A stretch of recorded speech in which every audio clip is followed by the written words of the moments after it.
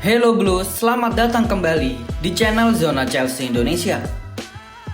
Di episode hari ini, kita akan membahas tentang perubahan besar Chelsea pada aspek mendatangkan pemain baru. Manajemen kini tidak lagi sekedar pasif atau sekedar menumpuk pemain-pemain muda tanpa arah yang jelas. Perubahan filosofi sebesar 180 derajat ini nampaknya dijalankan oleh manajemen dan Xabi Alonso. Pada episode kali ini, kita akan membedah 3 berita besar yang dijamin akan mengubah landscape performa dan identitas The Blues untuk menghadapi musim depan.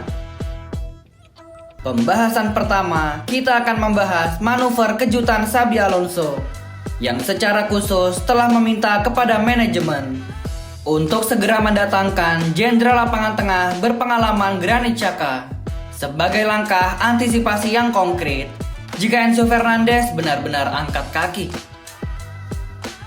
Lalu pembahasan yang kedua, yaitu sebuah kabar super hot dari lini belakang, di mana Chelsea dilaporkan sudah sangat dekat untuk mengunci kesepakatan transfer bek tangguh asal Prancis Maxence Lacroix dengan nilai paket harga fantastis. Dan pembahasan ketiga, sebuah langkah berani dari sisi internal klub. Chelsea secara resmi telah merubah dan memperbarui logo legendaris mereka untuk beradaptasi dengan era digital modern. Kita akan mengulas apa saja poin-poin perubahannya dan bagaimana transformasi visual ini akan merefleksikan masa depan klub. Sebelum kita bahas satu persatu secara detail, pastikan teman-teman sudah klik tombol subscribe, nyalakan lonceng notifikasinya, dan berikan like untuk video ini agar tidak ketinggalan update berita eksklusif dari channel Zona Chelsea Indonesia. Kalian juga bisa support channel ini dengan men-scan barcode yang ada di video atau klik link Saweria yang ada di kolom deskripsi dan kolom komentar. Tanpa perlu berlama-lama lagi, mari kita langsung masuk ke pembahasan sebagai berikut.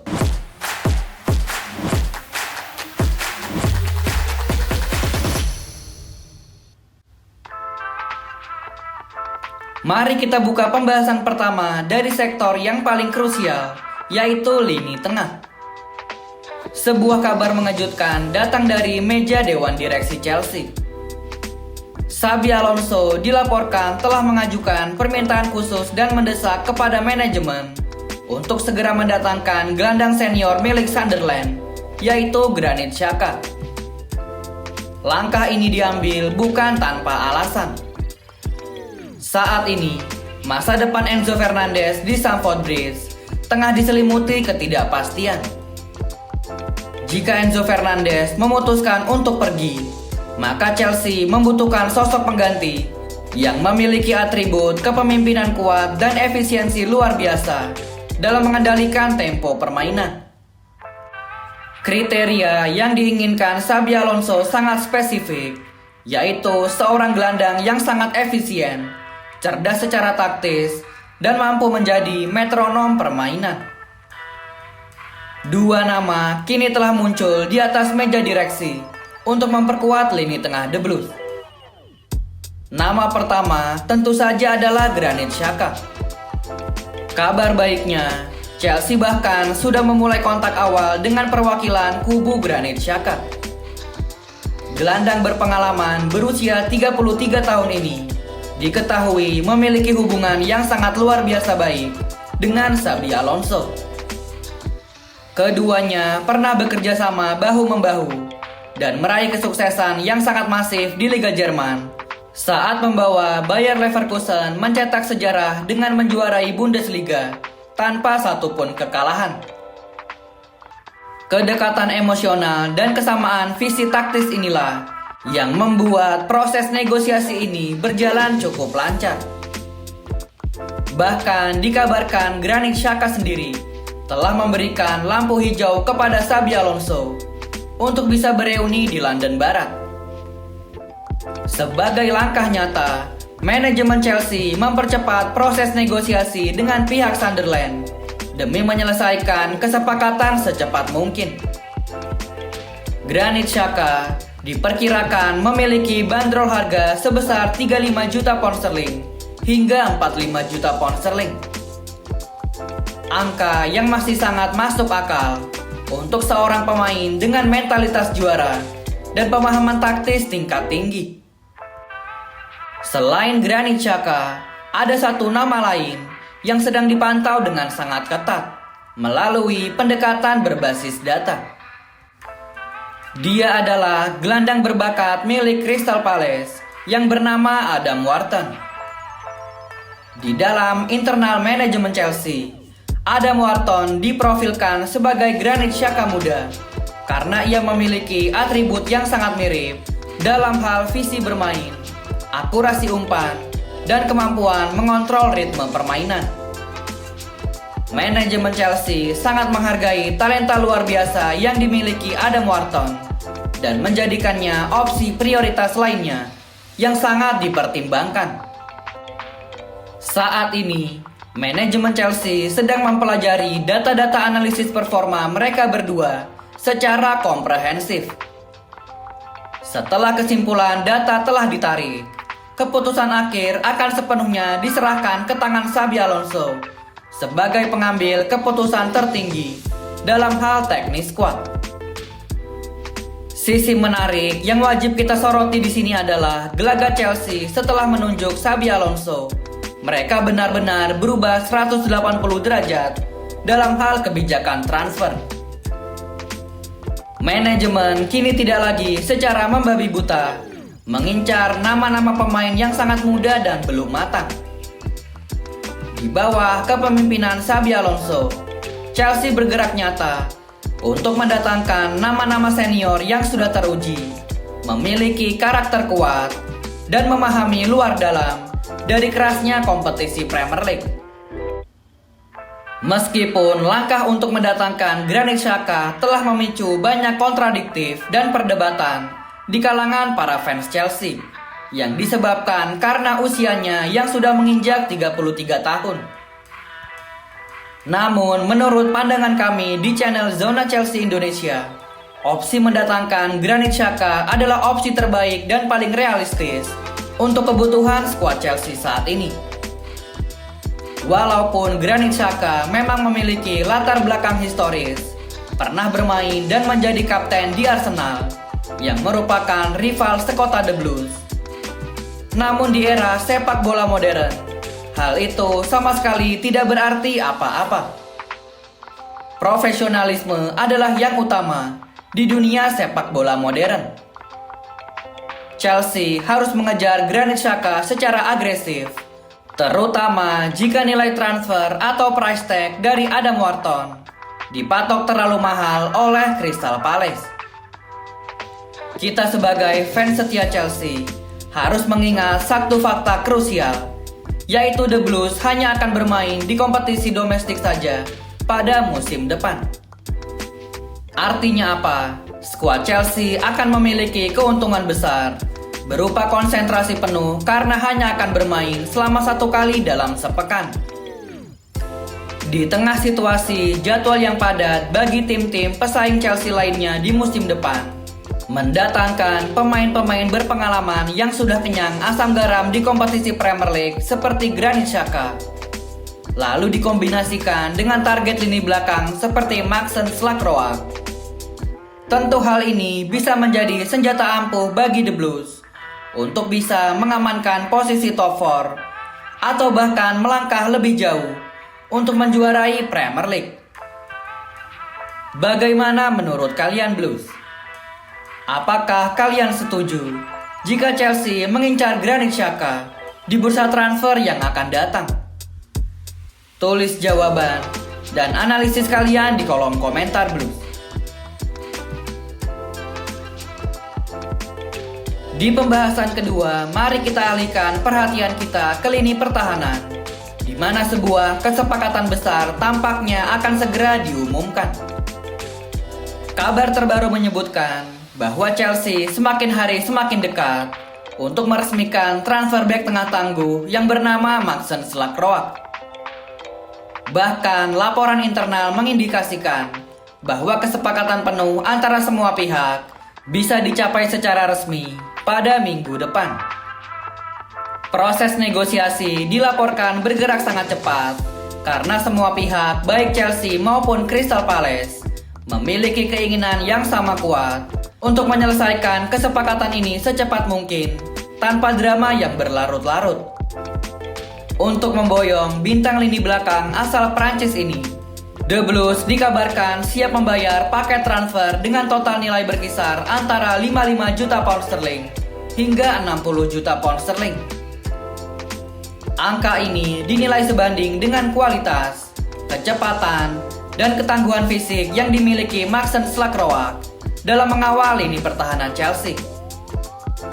Manajemen bergerak sangat rapi dan taktis.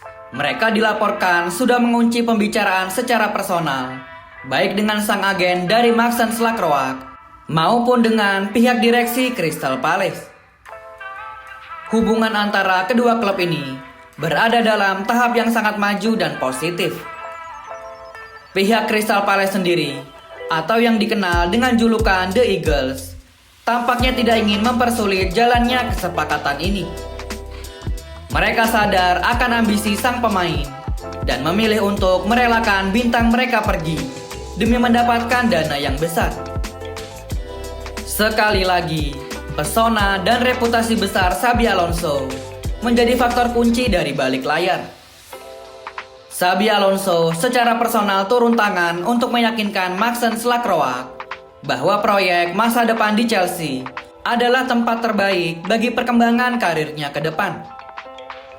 Sebuah langkah brilian yang juga pernah dilakukan Xabi Alonso sebelumnya saat berhasil meyakinkan talenta muda berbakat Marco Palestra untuk bergabung ke dalam skuad Chelsea. Namun, di saat Maxence Lacroix semakin mendekat untuk merapat ke Stamford Bridge, nasib berbalik dialami oleh bek tengah didikan Akademi Cobham, yaitu Trevoh Chalobah. Dengan kedatangan Maxence Lacroix, otomatis membuat posisi Trevoh Chalobah semakin terdesak, dan ia dilaporkan semakin mendekati pintu keluar Stamford Bridge secara permanen. Seperti yang pernah dilaporkan oleh pakar transfer terkemuka Fabrizio Romano beberapa waktu yang lalu, Trevoh Chalobah saat ini sedang diminati secara serius oleh dua tim elit dari kompetisi Serie A. Dua klub tersebut adalah Inter Milan dan Como, yang dikabarkan sedang saling sikut atau baku hantam demi mendapatkan tanda tangan sang pemain.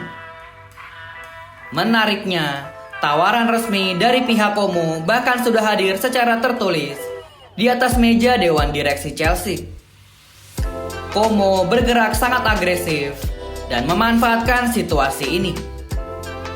Di sisi lain, sang raksasa Italia Inter Milan sebenarnya sudah menaruh minat mendalam kepada Trevoh Chalobah sejak 3 tahun yang lalu. Namun, dalam beberapa kesempatan sebelumnya, Inter selalu menemui kegagalan setiap kali mereka melayangkan penawaran. Untuk bursa transfer yang akan datang, Inter Milan terus membuntuti pergerakan Como yang saat ini dinilai tengah memimpin perlombaan dalam situasi transfer ini. Faktor utama yang membuat Como berada di posisi terdepan adalah peran krusial dari Cesc Fabregas, mantan gelandang legendaris Chelsea yang kini menukangi Como, disebut-sebut menjadi sosok yang sangat penting dalam membujuk dan meyakinkan Trevoh Chalobah agar mau bergabung ke dalam proyek ambisiusnya di tanah Italia. Meskipun demikian, hingga saat ini Trevoh Chalobah masih belum mengambil keputusan final mengenai kemana ia akan berlabuh. Sang pemain memilih untuk tetap tenang dan fokus sepenuhnya membela timnas Inggris di panggung internasional Pesta Bola Dunia. Setelah perhelatan Pesta Bola Dunia usai, Trevoh Chalobah akan menghadapi dilema yang sangat besar terkait masa depannya. Ia harus memikirkan matang-matang setiap opsi yang ada. Di satu sisi, ada daya tarik luar biasa untuk bermain di bawah asuhan pelatih sekelas Cesc Fabregas, Lalu ditambah dengan pesona luar biasa dari kota Como, yang terkenal sebagai salah satu tempat paling indah dan eksotis di Italia. Namun, Trevoccaloba juga harus waspada dan berhati-hati. Tidak ada jaminan mutlak bahwa Cesc Fabregas akan terus bertahan lama sebagai manajer Como. Ketika suatu saat Cesc Fabregas memutuskan untuk hengkang, bisa dipastikan Como akan kesulitan mempertahankan gaya bermain mereka yang energik dan atraktif seperti sekarang. Yang ditakutkan adalah ketika Cesc Fabregas benar-benar akan hengkang, Como akan terseok-seok di papan tengah bahkan di papan bawah, karena mereka telah kehilangan figur magis dalam diri Cesc Fabregas.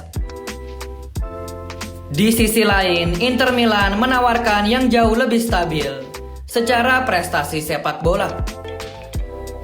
Nerazzurri adalah klub yang sempurna bagi Trevoccaloba jika ia mengutamakan karir jangka panjang. Inter Milan adalah tim yang konsisten bersaing di papan atas Serie A dan memiliki tradisi kuat untuk melaju jauh di ajang Liga Champions Eropa. Destinasi ini jelas sangat menjanjikan bagi sang pemain yang ingin terus berada di level tertinggi. Namun ada satu ganjalan yang sangat nyata, yaitu struktur gaji di Inter Milan dipastikan jauh lebih kecil dibandingkan dengan penawaran finansial dari Como maupun gaji yang diterimanya saat ini bersama Chelsea. Satu hal mendasar yang sangat pasti, kedua tim asal Italia ini sama-sama telah mengantongi tiket untuk bermain di kompetisi Liga Champions pada musim depan. Dengan demikian, ambisi besar Trevoccaloba untuk tetap merumput di kasta tertinggi kompetisi antar klub Eropa akan tetap terjaga dengan baik. Bagaimana menurut pandangan kalian, Blues? Jika kalian yang berada di posisi seorang Trevoccaloba, klub manakah yang akan kalian pilih sebagai pelabuhan baru?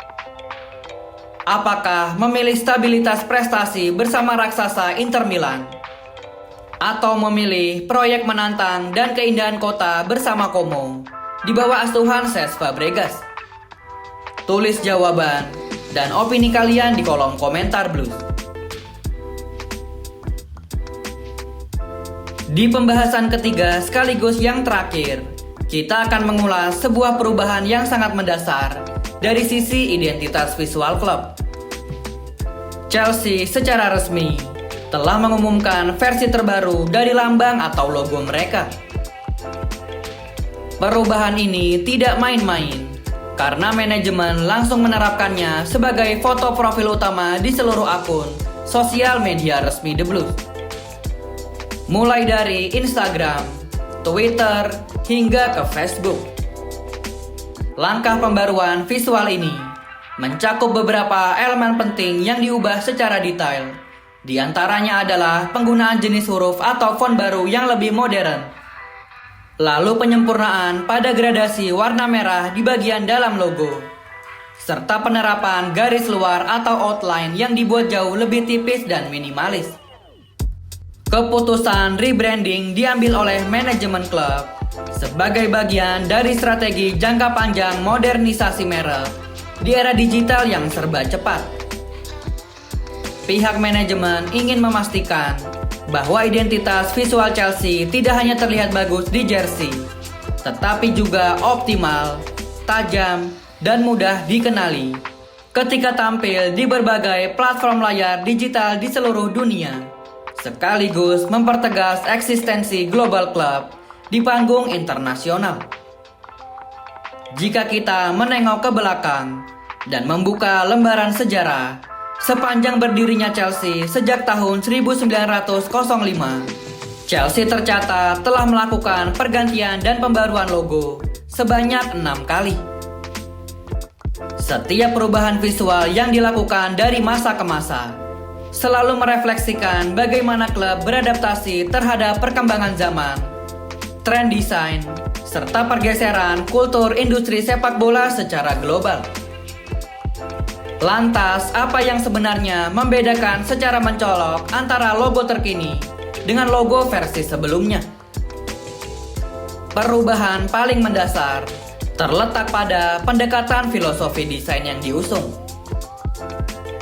Jika pada logo terdahulu, Chelsea menggunakan efek 3 dimensi yang menonjolkan bayangan, highlight, dan gradasi warna yang tebal, maka logo versi terbaru saat ini sepenuhnya mengusung konsep flat design atau 2 dimensi yang terlihat jauh lebih bersih, modern, dan minimalis. Selain perubahan dimensi tersebut, palet warna biru ciri khas Chelsea kini disesuaikan menjadi sedikit lebih gelap, pekat, dan juga solid.